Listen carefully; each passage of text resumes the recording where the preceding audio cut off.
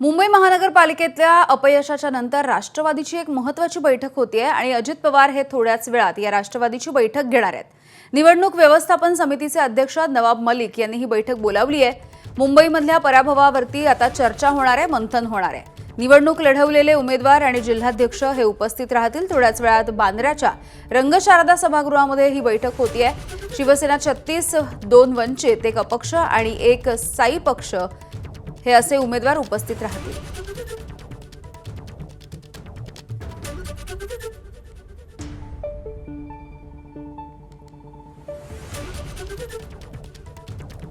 तर राष्ट्रवादी काँग्रेसची ही बैठक होणार असल्याची माहिती आपण बघतोय।